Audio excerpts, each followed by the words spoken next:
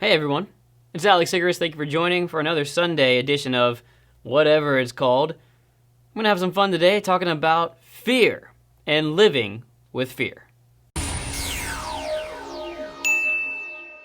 Alright, the reason I'm bringing this up is pretty obvious for anyone who has been watching the news in the last, 6 months of absolute hell. Fear. We should not live in fear is a common refrain that we hear from places all around the world, not just the United States or in Korea, where I'm living right now, or in Europe or anywhere. We should not be living in fear. And generally what we're talking about is living in fear of the virus, which is great because, it's a virus. You can't even see the thing. It's like that big or it's that, it's really small. Point being is we shouldn't be living in fear of the virus. Now, I think that's kind of one of those macho things that people try to say, especially in the United States right now, when people are trying to be like, hey, we're not living in fear, we're better than that, we're stronger than that, and then when someone gets sick, they're like, okay, maybe we should have lived in a little bit of fear. So, what does it mean to live in fear, and why is it that we're doing it? Well, okay, I'll be honest. I started off this whole COVID-19 thing in fear, because I didn't know who was going to give it to me, because I was pretty sure living in Korea, it was coming. We were the number 2 country. I mean, we were rocking it in the worst ways possible as far as the number of cases. And, we got up to around 6 or 7,000 before it started flattening off maybe, and then maybe 8,000 and then slowed down. Now we're at around 13,000. But at that time, we were the number 2 country. So I was like, it's coming. I need to hide. I need to do something about it.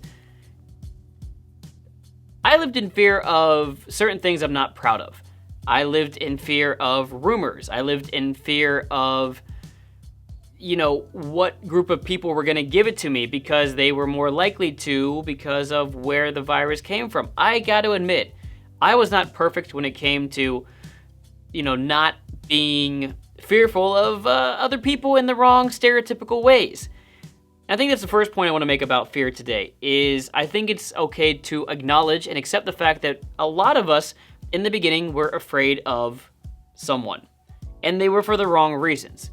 Maybe in Korea, I was afraid of Chinese exchange students because they were coming from China where a lot of it was coming from. So I should have worried. But in the end, it wasn't the Chinese exchange students I should have been worried about. It was, in fact, a church super spreader situation from this cult-like group that, hugs each other during mass, and they shouldn't have been doing it, basically. My fear was wrong, and I was living in that fear. Another fear we have that's similar, that came from the United States and also parts of Europe, is that it came from Asians. I mean, technically it came from China, but a lot of people in the United States were being, what's the right word, racist AF? Really? But every time some people would see an Asian, they would freak out. If an Asian coughed on the subway, God forbid, people would panic and say things or physically attack them. And we were certainly living in fear of other people.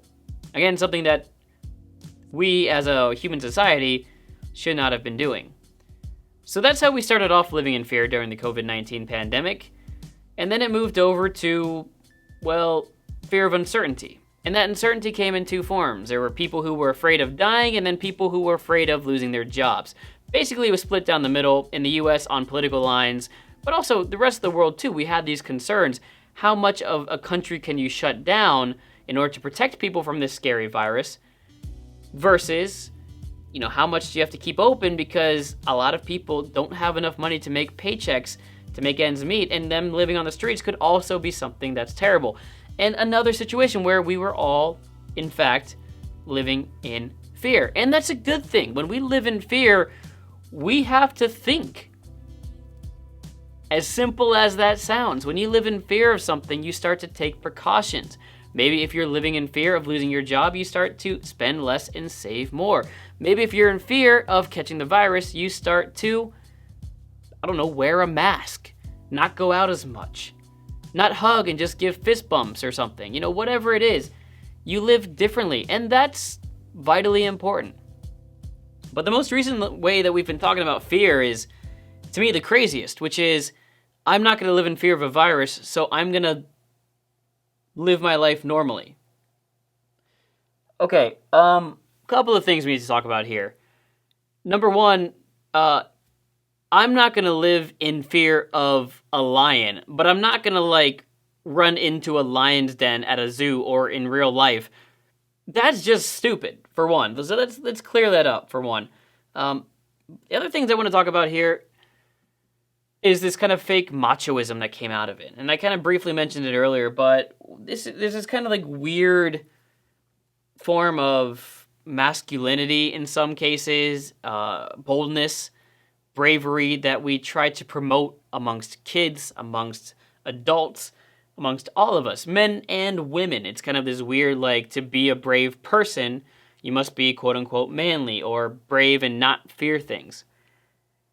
And I admit, part of wearing a mask as an American who's not used to wearing masks, there is a certain level of awkwardness, shyness in wearing a mask. It's like, am I really just giving into this? Now, I got over it quickly because I've been in Korea for a while and I'm used to wearing masks for other reasons like pollution. But in the United States, I think what we're missing when we also criticize people is that the people who aren't wearing masks, it's not just as simple as they're dumb or they're ignorant. Well, ignorant, yes, ignorant. Dumb, not necessarily. It's that they've been raised in a system that teaches us that fear is something you can overcome just by being brave, and it doesn't really tell you much more than that. The reason that you are brave is because you run into the middle of a football huddle and you get ready to like run into some other really big guy across from the line of scrimmage. Okay, that doesn't make sense to anyone who's not American. Put yourself in danger, and that's a form of bravery. And if you can get into the boxing ring and take a few swings, if you can get into a fight with your friends, not with your friends, but against other people with your friends on your side, that is what we consider bravery in the world of, I guess I'll just say masculinity, male toxic masculinity, whatever it's called nowadays. And that's kind of what's been a guiding force for a lot of these people who are brave and gonna go to the bar because I'm not scared of nothing. We teach blindness as a form of bravery. We teach like this blind courage as a way to be a man or be a strong adult, if we're even going to be like, let's pretend it's not sexist. And I think that's what's been happening in the United States, and I don't like it when we just criticize people who don't wear masks because they're stupid. Granted, I do that. I'm a YouTuber. I've done probably a few videos on that one. But it's more than just one person and their ignorance. It's systemic. It is the way that we raise our children. I mean, I know we're talking about like what Trump says. I know that we're talking about what the Republicans have been saying, what the state leaders have been saying.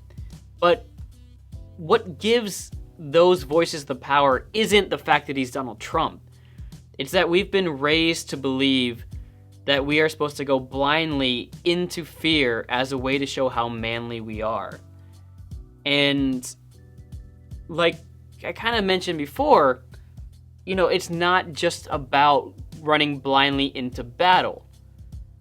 There's not to question why, there's but to do and die, I think that's what, Charge of the Light Brigade, right? Alfred Lord Tennyson. Is that actually coming back from my memory now? Is that a high school thing that I actually remembered? Could be wrong. Tell me if I'm wrong in the comments. But we are taught that in a way to follow the crowd. A lot of people use the term sheep, or I use the term lemmings because people are literally going off the cliff on this one and almost dying, or actually dying because they're following some bad advice. But we are taught that just blindly going into a battle is a brave thing to do. And it's a shame because the people we celebrate in history are the ones who didn't blindly go into battle. They're the ones who were geniuses on the battlefield. The Spartans, it wasn't because they were like recklessly running into battles and just stabbing everybody. It's because they had solid plans when they had less people, like 300. The Battle of Thermopylae, right? They didn't win because they were dumb and brave. They were educated and brave. They had tactics. They had ways of trapping the enemy. That is how bravery really wins in the end. So we need to teach a different form of bravery in this world. And it's not just about fighting a battle. It's about arming yourself with knowledge, intelligence, science. increasing our educators' salaries, putting more money into science programs in schools. It's about arming people with knowledge so that when they decide this is my time to be brave, it works. So here's the difference now. This is where it all kind of wraps up. And we talk about the difference between right now, where I'm living, Korea, and the United States. We're not going to live in fear of a virus. Neither of us are. In Korea, though, the difference is kids go to school with their masks on. We have to sign in when we go to certain restaurants that serve alcohol. You need to have a mask on the subway. We are not living our lives in fear. There are less than 100 cases a day, usually less than 50 cases a day that are transmitted locally. So we get to not live in fear because we've prepared for it in a way. All their kids know about science. They have to. To get into the best schools, they have to be brilliant at science. So they know when a scientist tells them, wear a mask, you wear a mask. And it's not about just bravely running into battle. It's about being educated, being smart. In the US, for the people that don't know their science, that's the difference. It's being brave without education, without knowledge, with the ignorance. That's living in fear isn't what the South Koreans are doing. We are out there living our normal lives the best we can.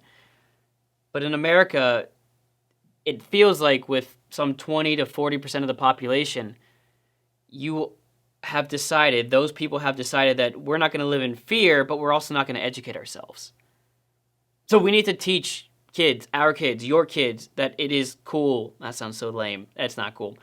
That it's brave to educate yourself, especially when people say you're not cool for educating yourself. That it's brave to do your homework before you go out into battle. That it's intelligent for a baseball player to study a pitcher before he goes against that pitcher. For a soccer player to study a goalie to find their weaknesses. All these things that require bravery, playing sports or going to war or fighting this invisible demon of COVID-19. Bravery requires education.